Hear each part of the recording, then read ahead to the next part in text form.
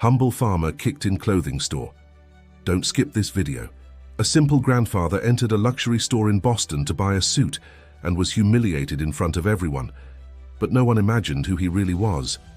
What happened next silenced, so even the most arrogant, and changed the destiny of the most famous boutique in the country. Subscribe to the channel and discover how humility defeated prejudice in the most unexpected way. The scorching sun of Boston beat down on the wide avenues of Beacon Hill, the most exclusive district in the city. Among the enormous shopping centers and luxury boutiques stood the imposing glass and marble facade of Imperial Elegance, the most prestigious clothing chain in all of America. Jack Miller walked with tired steps through the streets of the financial district. At his age, his sun-weathered face revealed a life of hard work in the fields. His calloused hands held a worn hat while he timidly observed the gleaming shop windows. He wore a faded plaid shirt, worn jeans, and dusty boots that had traversed the extensive fields of his ranch in Montana. "I need something worthy for my Katie's graduation," he muttered to himself, thinking about his beloved granddaughter, who in 2 days would receive her degree as a surgeon. Pride swelled in his chest every time he thought about the first in his family to earn a university degree. With determination, Jack pushed the heavy glass doors of Imperial Elegance. The contrast between the outside heat and the air conditioning caused him to shiver slightly. Instantly, he felt out of place. The gleaming marble floor reflected the crystal chandeliers hanging from the ceiling.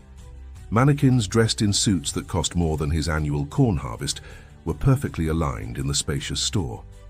From the main counter, Sarah Wilson, the manager, looked up and frowned as she saw Jack enter. With her impeccable ivory pantsuit and her hair pulled back in a perfect bun, Sarah embodied the sophistication and snobbery of Boston's high society. "Claire," she whispered disdainfully to her assistant, "there's a farmer who's come through the wrong door. Take care of it before he scares away the clientele." Claire Harrison, a young woman who had been working in the store for barely 2 months, nodded nervously. Coming from a humble neighborhood in Boston, she had gotten the job thanks to her elegant bearing and her willingness to follow orders, without questioning.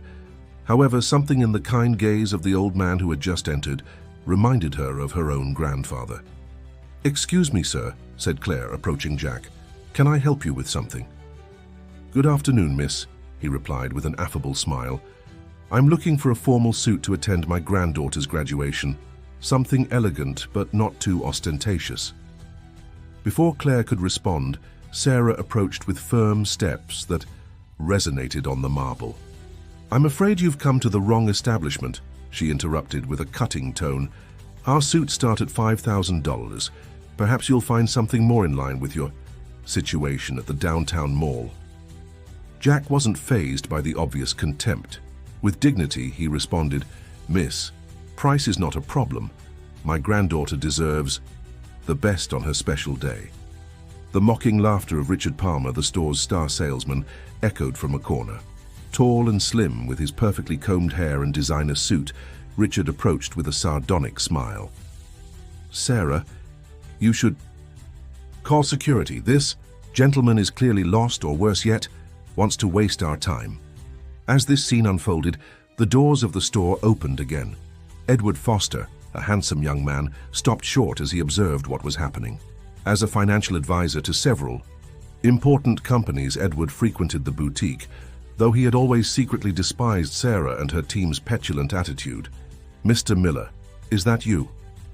asked Edward with genuine surprise. The old man turned and a smile lit up his tired face. "Edward, my boy, how is your father?" Edward approached and affectionately embraced the old farmer, leaving everyone present perplexed. "Mr. Miller, how wonderful to see you here," he said with respect. Then turning to Sarah, he added, "Is he being well attended to? This man is an old friend of my family." Sarah paled slightly, but quickly regained her composure. With a forced smile, she responded, "Of course, Edward. I was just showing him our exclusive collection." Jack looked at Edward with complicity, but said nothing about the treatment he had received. "I came to look for a suit for Katie's graduation. You know, she's finally receiving her degree as a doctor." "That's wonderful," exclaimed Edward. "Give me the honor of helping you choose something worthy for the occasion." As Edward guided Jack toward the exclusive suits section, Sarah and Richard exchanged nervous glances. Edward's presence, the son of one of Boston's most influential businessmen, forced them to treat the farmer with respect, though they remained convinced he was out of place. What none of them knew was that Jack's humility concealed a secret that would forever change the power dynamic in that temple of vanity.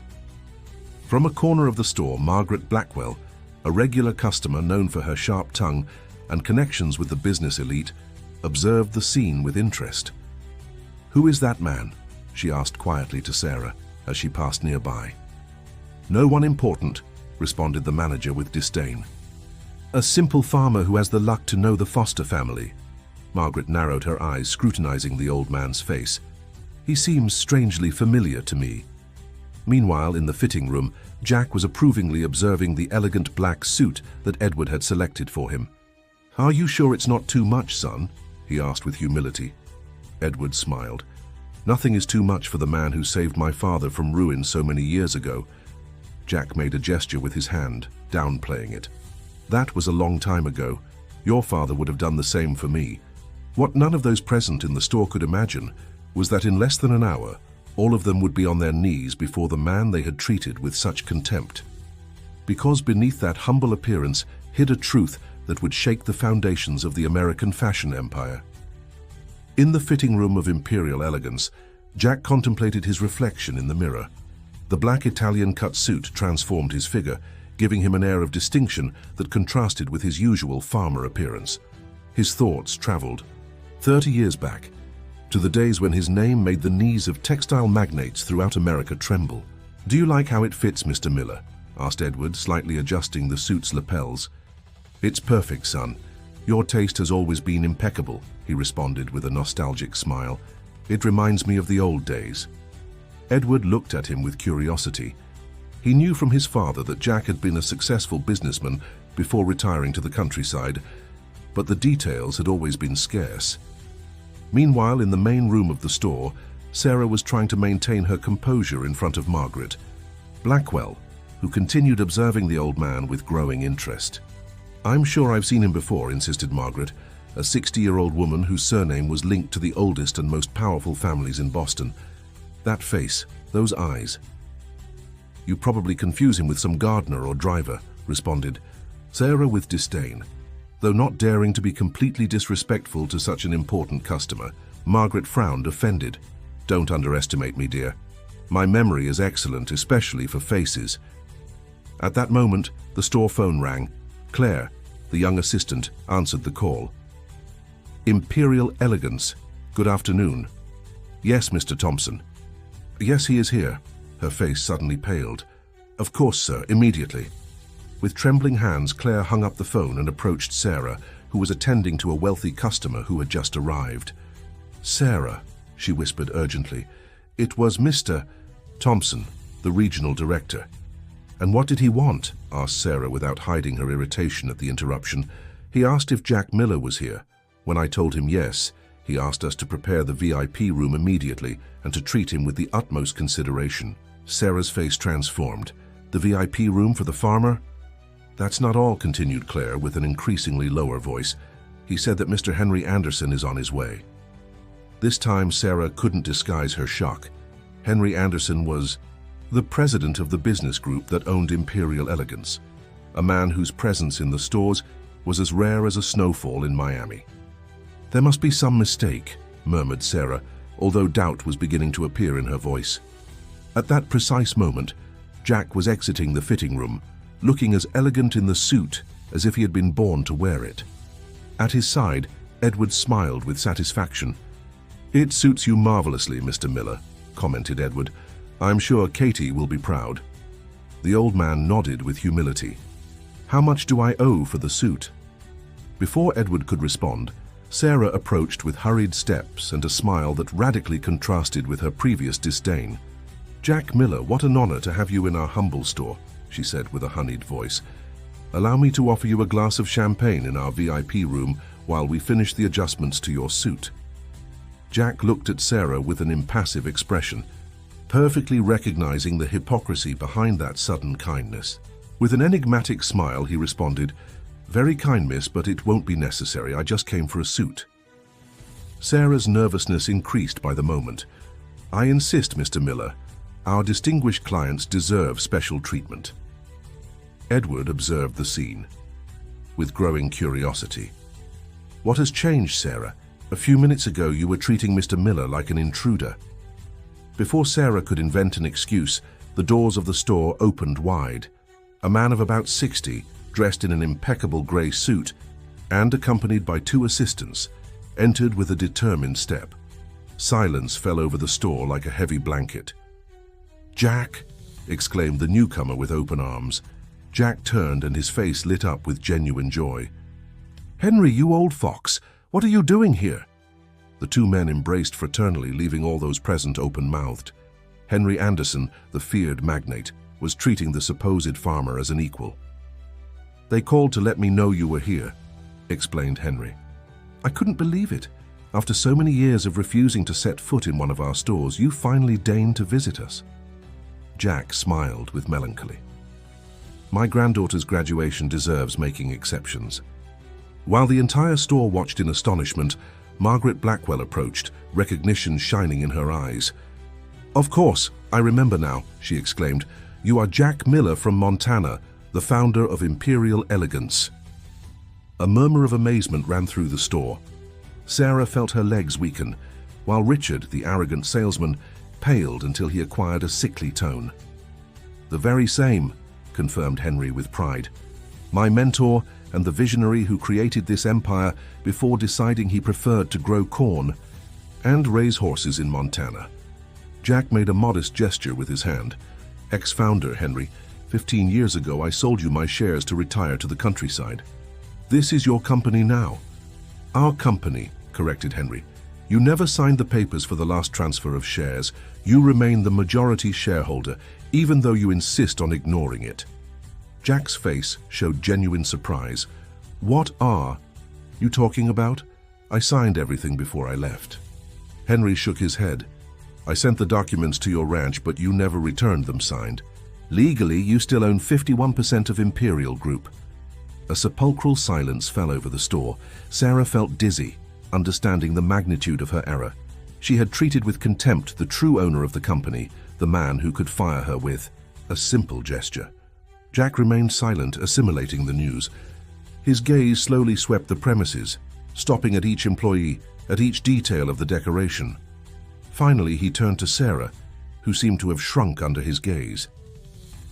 "Miss," he said with a calm but firm voice, "I would like to pay for my suit now." The simplicity of the request amid the extraordinary revelation left everyone disconcerted. Sarah stammered, Of course, Mr. Miller, but please allow us to gift it to you as a token of our respect." Jack shook his head. "No, I will pay like any customer. And afterward, you and I will have a conversation about the true meaning of elegance." The silence in Imperial Elegance was so dense, it could be cut with tailor's scissors. The employees and customers remained motionless, as if any movement could unleash the wrath of the man they had just discovered was the true owner of the empire. However, Jack's expression reflected not anger, but a profound disappointment. $14,000, announced Sarah with a trembling voice after charging for the suit, avoiding looking directly at Jack. The old man took out a gold card from his worn wallet that made the manager pale even more. With trembling fingers, Sarah passed the card through the reader, confirming the transaction. "Come with me to my office, please," asked Henry of his old friend. "There's much to talk about after so many years." Jack gently shook his head. "First, there's something I must do." With a calm step, he approached Claire, the young assistant who had shown some initial kindness. "What is your full name, young lady?" he asked with a kind voice. "Claire Harrison, sir," she responded, nervous but maintaining the old man's gaze. "How long have you been working here, Claire?" 2 months, sir. It's my first job after college." Jack nodded thoughtfully. Then he turned to Sarah, who was trying to maintain her composure despite the terror she felt for her professional future. "Miss Wilson, I suppose that as manager of this branch, you know the philosophy with which I founded this company, correct?" Sarah swallowed. Of course, Mr. Miller, elegance, quality, and exceptional service. You forgot the most important part, corrected Jack with a firm but serene tone. Respect. Imperial Elegance was born with the mission of making every person who crossed our doors feel valued, regardless of their appearance or social condition. Sarah's face reddened with shame. Richard, the arrogant salesman, stared fixedly at the floor, unable to face the situation. 30 years ago, continued Jack, slightly raising his voice so everyone could hear him, I was a simple tailor from Helena with a small workshop. One day I entered an elegant store in New York City to buy quality fabrics. They treated me exactly as you have treated me today. An uncomfortable murmur ran through the store. Margaret Blackwell nodded, recognizing the story she had already heard in social circles. That day, Jack went on, I swore that I would create a place where no one would ever feel belittled because of their appearance, where true elegance would not be in the garments we sold, but in the way of treating each human being who honored us with their presence. He turned to the gathered employees, who looked at him with a mixture of fear and fascination. I didn't build this empire by selling clothes. I built it by selling dignity, respect, and authentic elegance. Henry nodded, visibly moved to hear his mentor's creed again. Edward observed the scene with admiration, now understanding why his father always spoke of Jack with such respect. Miss Wilson, continued the old man, I want you to understand something. I am not angry with you for how you treated me. I am profoundly disappointed by how you have allowed this store to betray the values upon which it was founded. Sarah, with tears in her eyes, nodded. I understand, sir. I will submit my resignation immediately. Jack looked at her for a long time before responding, That's not necessary. Mistakes are opportunities to learn, not to punish. Starting tomorrow, you will work as a sales assistant under the vision of someone who seems to better understand the philosophy of this company. He turned to Claire, who looked at him with surprise. Miss Harrison, if you are willing to accept, I would like to offer you the position of manager of this branch. Her collective gasp ran through the store. Claire, astonished, could barely articulate a word. But sir, I've only been here for 2 months. I don't have experience. You have the most important thing, empathy and respect for all human beings, responded Jack with a kind smile. The rest can be learned. Henry, who had remained silent, nodded with approval. An excellent decision, as always, Jack. The murmur of conversations began to rise as those present assimilated what had happened. Jack, with his new suit carefully packaged, was preparing to leave when Richard, the arrogant salesman, timidly approached. Mr. Miller, he said with a barely audible voice, I want to apologize for my behavior. I have no excuse. Jack looked at him with intensity. What is your full name, young man? Richard Palmer, sir. Very well, Mr. Palmer. Starting tomorrow, you will be Miss Harrison's personal assistant. Your first task will be to visit the Hope Community Soup Kitchen in South Boston for a week, where you will learn the value of serving those who have the least. Richard nodded, grateful for the opportunity for redemption. As Jack headed toward the exit accompanied by Henry and Edward, the doors of the store opened once more. A beautiful young woman of about 26, dressed with elegant simplicity, entered with a radiant smile. Grandpa, I've been looking for you everywhere, she exclaimed, running to embrace Jack. Katie, my girl, he responded with pride. I was getting the suit for your graduation. The young woman looked around, noticing the strange atmosphere and the fixed stares on them. Is everything all right? Why is everyone looking at us like that? Jack exchanged a knowing look with Henry before responding. Let's just say that today they remembered who I really am. Did you tell them you were the founder? Asked Katie, surprised. I thought you wanted to keep it a secret. Sometimes, my girl, the most important lessons require unexpected revelations. Katie smiled, well aware of her grandfather's wisdom. So, will you get involved in business again? Will you leave the ranch? Never, responded Jack firmly. My life is in the countryside with nature and simplicity, but that doesn't mean I can't ensure that my legacy remains intact. He turned to all those present, who continued to observe the scene with attention. Starting tomorrow, each branch of Imperial Elegance will have a new motto engraved at its entrance. True elegance is in how we treat others. Spontaneous applause erupted in the store. Margaret Blackwell approached Jack with a genuine smile. "You were always unique, Jack. We needed you in this world of empty appearances." Jack nodded, grateful. Then, taking his granddaughter by the arm, he prepared to leave. At the door, he stopped one last time and looked toward Claire, who was still processing her unexpected promotion. "Miss Harrison, always remember, clothes may cover the body, but only respect can dress the soul." As Jack exited, accompanied by his granddaughter Henry and Edward, a black limousine stopped in front of the entrance. The chauffeur, a trusted man who had been working for the Miller family for decades, opened the door with a bow. "To the ranch, Mr. Miller?" he asked with respect. The old man smiled, looking at the package containing his elegant new suit. "First, to eat some good barbecue. This revelation has made me hungry." As the limousine drove away, the employees and customers of Imperial Elegance began to disperse, carrying with them the story of the humble rancher who had taught the most important lesson of all: that true elegance has never been in appearances, but in the nobility of the heart. Dear listeners, we hope that Jack Miller's story has moved you and left a mark on your hearts. To continue this emotional journey through the most impactful stories of our culture, we have prepared a special collection of equally captivating tales that explore the fundamental values that define us as a society. Find it here by clicking to your left. If this story about humility, respect, and true elegance resonated with you, don't forget to subscribe to our channel and give the video a like. Each day we bring unique stories that remind us of the importance of looking beyond appearances and treating everyone with dignity. Have you ever judged someone by their appearance and later regretted it? We await you in the comments to share your experiences.